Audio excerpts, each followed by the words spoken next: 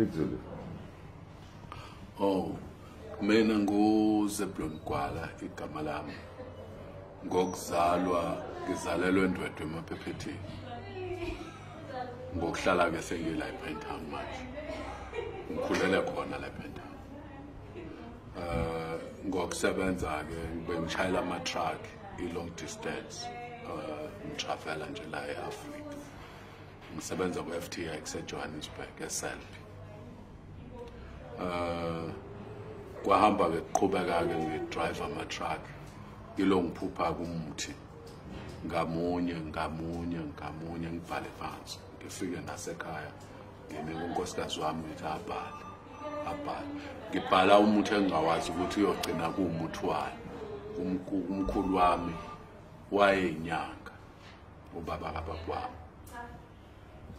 washona ke mina bengingayona inyanga ngaleso sikhathi bengilongiphupha kumuthi ke lokuphupha umuthi the isuphelele ke lo muthi wayesengitshela ukuthi angiwenzeni lo muthi kupheke futhi ngohlanganise kanje ngakwenza ke lokho angitshene kona ngaqala ke ngalapha ezinye insizwa ke isebenza kwenye inkampani enkulu la eThekwini kungenawo ligama lomuthi lokuthi Ubhejane waqanjwa abantu ababedla wona lo muthi bacha inkunzi uphondo lonye lo inamandla lenkunzi ngoba insizwa ke ifuna umuthi zisuke ilungisa umhlaba ongezansi ukuthi iqine kahle bedroom ekamereni kungabe necomplaint bathe beqamba ke igama uthi Ubhejane kwaya ke wagula usisi wami omncane ekhaya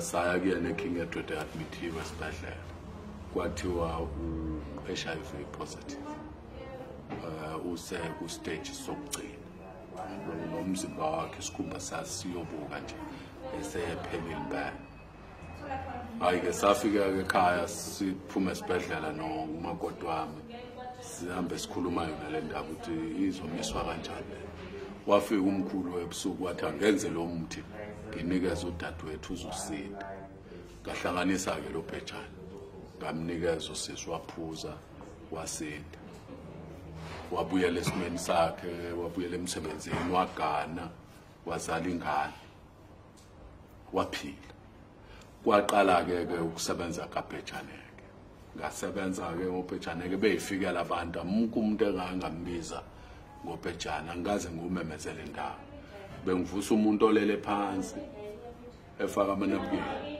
asinde atshene omunye ogulayo kwatshenwana kanjalo ke wasebenza uBhejane waze wasinda ngathola ke ama-results ke alawo ma-patient ami ke mayisenza i-blood test ukuthi i-CD4 count yakhe ibingaka i-viral load yakhe ibingaka isireversile i-viral load i-CD4 count yakhula baphila ama-glands asekho i-diarrhea isekho konke nje ama-complaints are related ku-HIV and AIDS ngoba ke maningi izifo ama-symptoms aphatha labantu baba-HIV positive ngesikwazi ukubala konke ngoba omunye inyawo yini kuningi abacomplaina ngako hayi ke ngathola lawo ma-results ngase ngihamba ke ngiya ku-NRF ePretoria nomhlangano khona i-meeting ngafike ngasukuma ke khona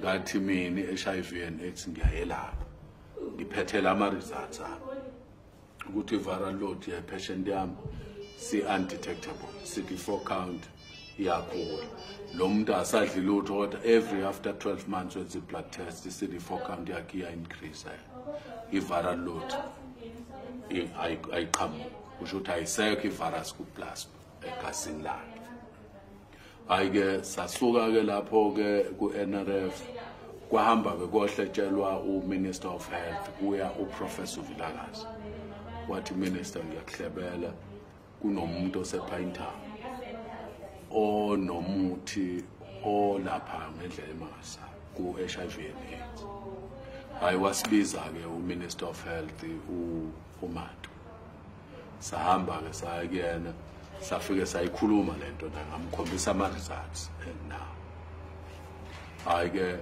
wayesethi kaqoqo odokotela-ke abazovolontisa ama-patient abo bakwazi ukuwamonitha babone ukuthi ngempela le nto iyasebenza yini. I-meeting yayise-Saleti Clinic lapho ngaseBaragwana Hospital, kuneklinikhi lapho. Kwawukhona kodokotela no Professor Vilakazi, no Professor Sam Umhlongo, no Dr. Madonna wase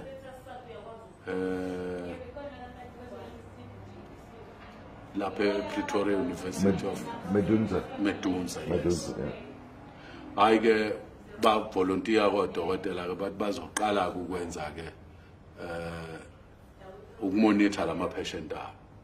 Ngithi kwadlula 3 weeks wafona futhi uProfessor Vilakazi wathi no dokotela bathi bafuna ukuletha i-report manje. Hayi kwase kuoranjwa-ke no Minister of Health Umlando. Udokotela ufika nama-patient akhe abefaka amanapukeni elele phansi engahambi. Hayi-ke kwayiwa-ke ku-Minister of Health-ke Pretoria wasifaka e-boardroom yakhe odokotela nama-patient nabo professor lapho. Nami ngangikhona nobaba Khumalo wayekhona, khona omunye ubaba odila nge-stroke. Hayi-ke basho kodokotela no, i-patient yami i-viral load ibingaka, i-CD4 count ingaka. Wathatha Ubhejane enje critical bantu abangahambi belele phansi. Manje wavuka i-CD4 count ithi, viral load ithi. Ukhona njalo uminister ema-ofisini akhe. Hayi-ke kusukume ne-patient ithi hayi mina sengiyakwazi ukuyihambela, sengiyadla manje sekunje kunje.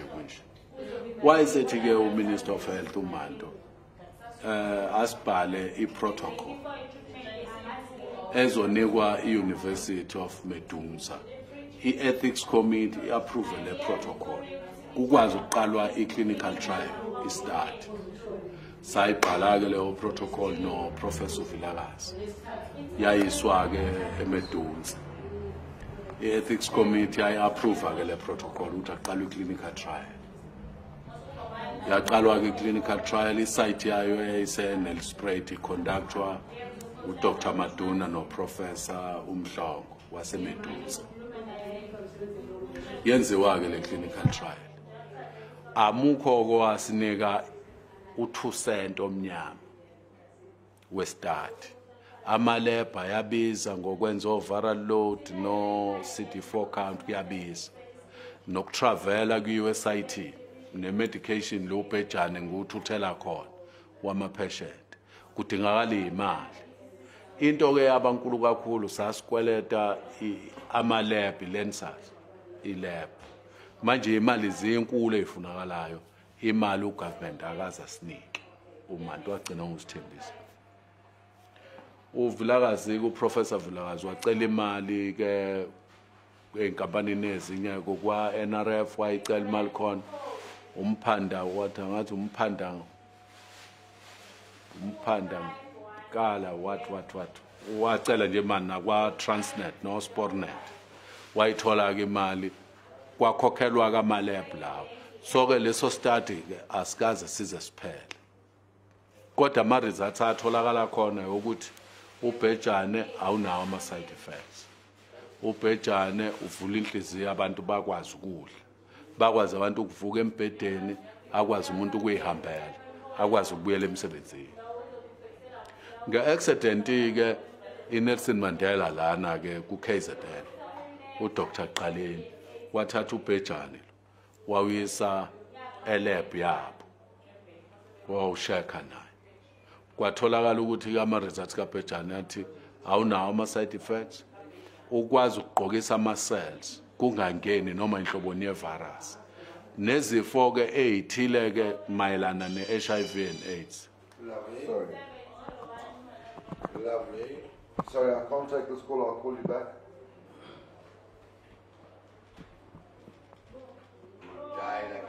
Yeah, sorry, that's my mistake. He's got to buy us pills. Sorry. I knew it was going to happen.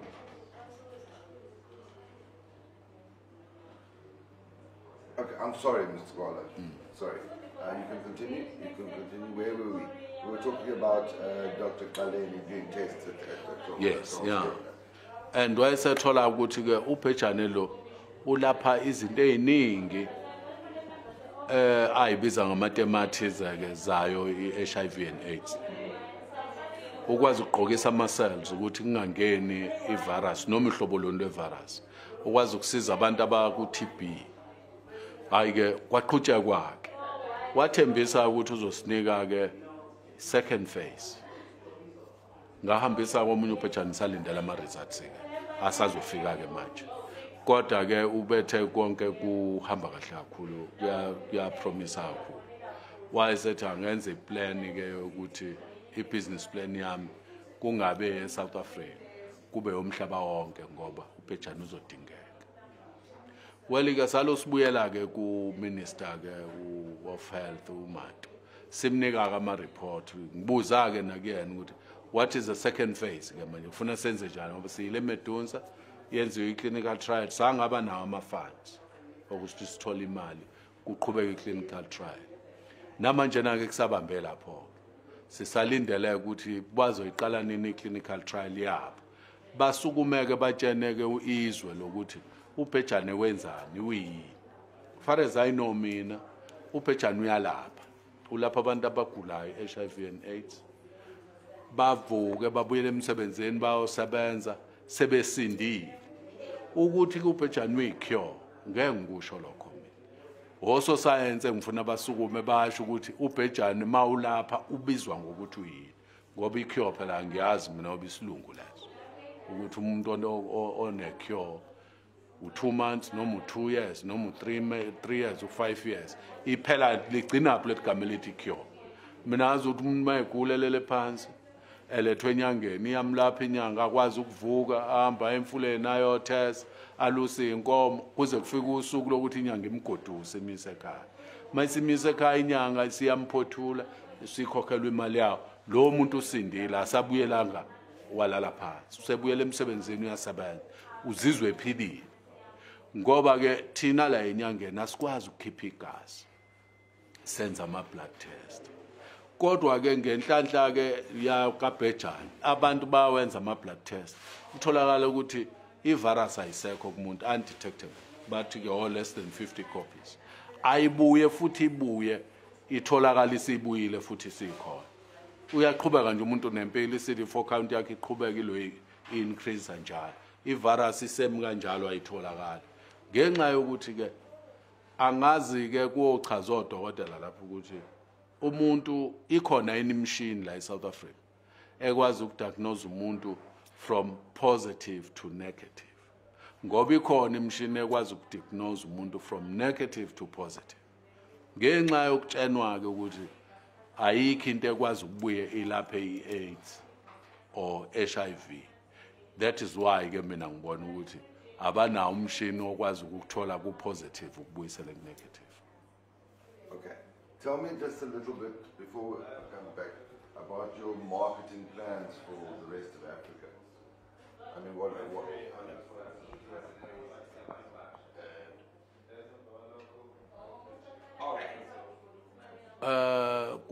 ku marketing ngeke ngikwazi ukwenaba kakhulu khona ngoba ziseningi izinto engishoda ngazo. Ngisashoda ngefactory ne-equipment yakhona ye-manufacture ukuze ngikwazi ukuproduce enough Ubhejane. Kuningi okusadinga ukuthi kwenziwe kuBhejane kusadingwa amafama azotshala ama-plants lawa imithi le ingapheli. Kudingwa kube khona i-factory kube proper label la igroup proper bottling ama proper seal whatever kuningi okusafanele kwenzeka. I-aim yami mina ngangithi Ubhejane ugovernment uzoqeda ukwenza i-research ngawo athola ukuthi Ubhejane uyi-cure noma ulapha lento iphela unomphela abese bake esukuma enethi as a country eSouth Africa athi iSouth Africa ithole Ubhejane kungashiyo ukuthi uGwala uqhamuke noBhejane individual ngoba mina mangingedwa ngeke ngikwazi ukucover the whole world ngoba phela i-HIV ikhona umhlaba wonke. That is why ke manje sengena ko DA kungena o TAC kungena yonke inhlangano lezi zepolitiki zingena kulento engazi ukuthi ziziswa yini la ngoba there are many imithi ekumarket abakhuluma nge-HIV and AIDS kodwa abayenzi follow up yabo ababoshwa labo bantu kodwa kubhejane ziningi itori ngiyaboshwa yilokhu nalokhu kuningi nje okwenzekayo well-ke ugovernment ikowaziyo ukuthi uyogcina enzeni ngobhejane uma ugovernment ebona ukuthi ubhejane uyowufaka ethenga umuthi esebonile ukuthi kufanele enze i-clinical trial uzokwenza lokho mina my hands are open for everybody ngoba na i-DA ngayitshena ukuthi ukube i-DA izile kumina before sit down sikhulume naye ukuthi what is ubhejane is ubhejane sohambe indawo engakanani ngabe sine understanding ukuthi ubhejane uyini manje ivele yalwa nje nami ithathela le ukuthi amukho umuntu oze kumina wazobuza ukuthi ubhejane sohambe maphi namaphi namaphi far as I understand mina ubhejane i-African medicine ayinawo ama-lab i-African medicine ayinawo ama-university la izokwenziwa khona ngoba inyanga vele zikhona I believe ukuthi 80% wabantu la eSouth Africa before baye ko-doctor baqale inyangeni abanye baye ku-doctor babuye bezenyangeni inyanga ayikazi yambulala umuntu if iwazi lowo muntu ngoba nazo inyanga kunama-specialist einyanga ukuthi lo specialize ngokuthi specialize nge-meningitis specialize ngomeqo specialize ngayo akaze inyanga ibulale umuntu masiya ngala kodokotela any hospital la eSouth Africa isibhedlela ngasinye ngasinye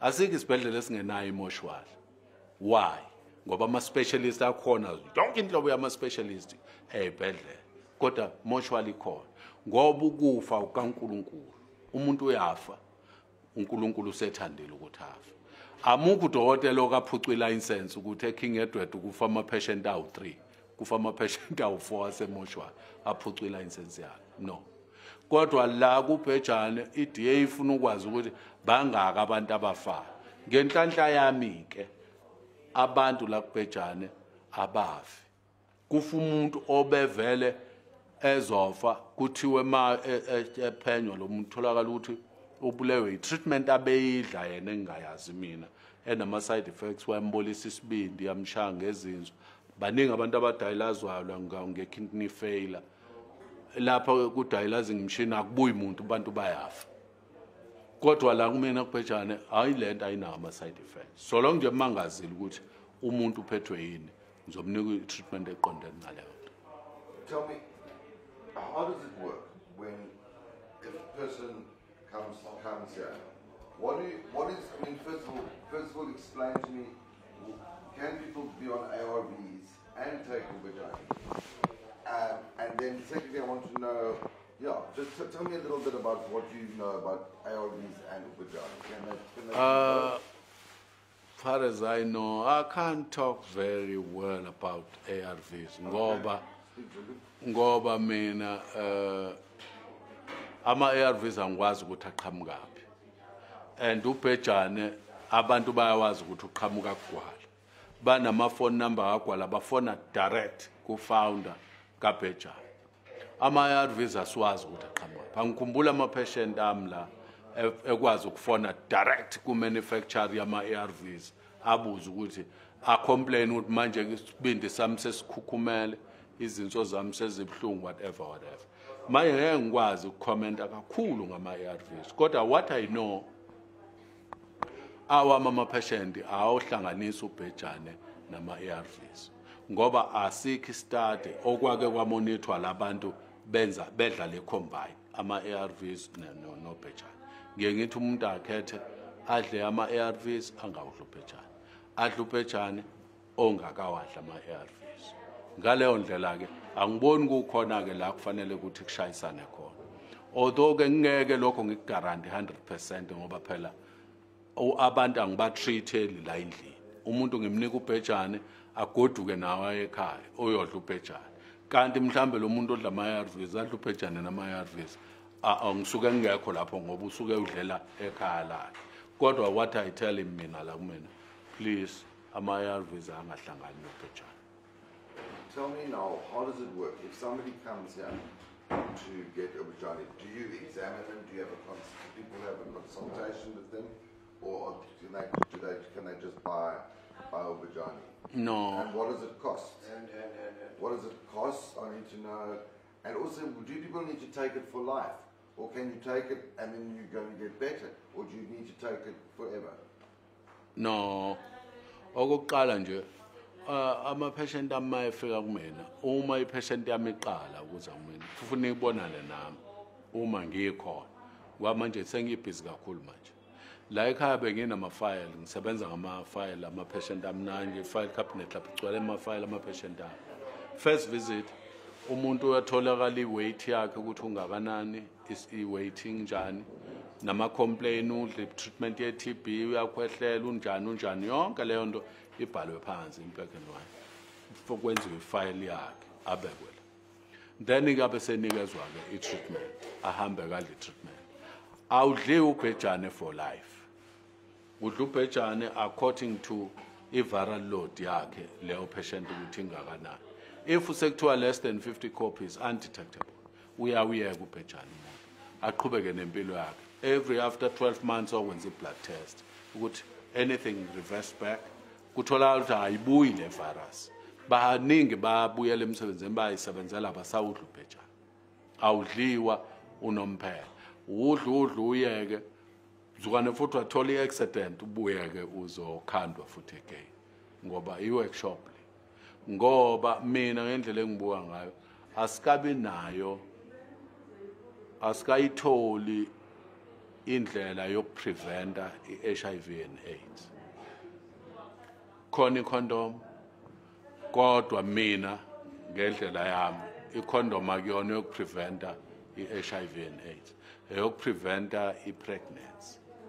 Ngoba uma uhlangana nomuntu manje ipartner yakho nitholane manje, lo muntu ku-fully blown AIDS awumazi wena, uneyilonda emlonyeni, amagums avulekile, omunye amagums akayopha, niyakhisana very strongly, ekupheleni kwesikhathi kwekhani nofaka i-condom already emlonyeni isingenile lento.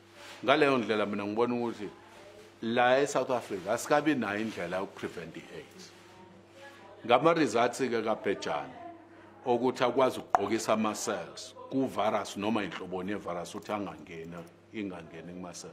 Ngibona kuyile ndlela yodwa ekwazi ukupreventa i-AIDS ubhejane ngoba i-condom siqala emlonyeni, sivumelekile ukuromensana emlonyeni singafakile i-condom ngoba yike yomlomo.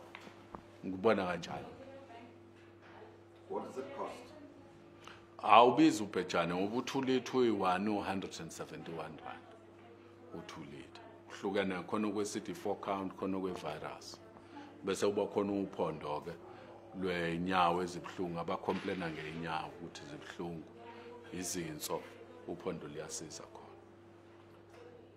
Is there anything else you want to tell me about this? I mean, whilst I've been sitting here, I mean, I can't believe how many people are coming in all the time. I mean, is business good?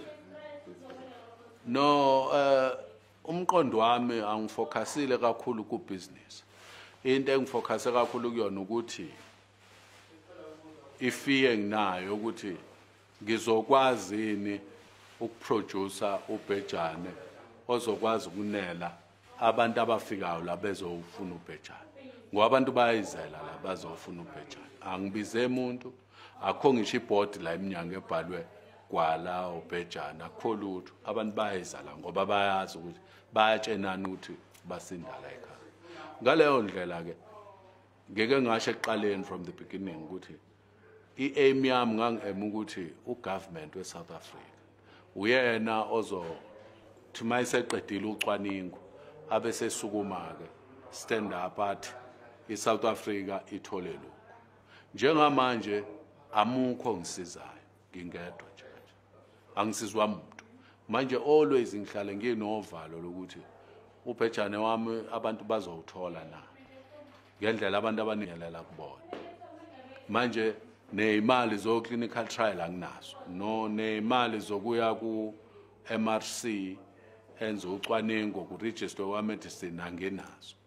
Ugovernment ungiyekele kanti bengithembe ukuthi ugovernment uzongisiza akwazi ukuyithatha lento kube esizwe sase South Africa ikwazi iSouth Africa ukusiza amanye amazwe angaphandle. Ilelo phupho lami enginalo. Angikho ku business emqondweni wami. Imqondo wami usekutheni Ubhejane ungafika yini eTanzania. Ubhejane uyofika yini eKenya. Ubhejane uyofika yini eSwaziland, Botswana or wherever. Kodwa ngaphandle ka government we South Africa ngeke uBhejane ukwazi ukufika yonke indawo. Kodwa ugovernment uma ethatha uBhejane as a solution yalento le ye-HIV and AIDS njengoba kwenzeka manje abantu bavukile la bayasizakala abantu ayithathe lento ugovernment ukuthi afake isandla naye sikwazi ukuproduce lento ibeningi ngingajabula uma ngasihamba kanjalo as it is manje ngihlele nginefiye njalo nginovalo.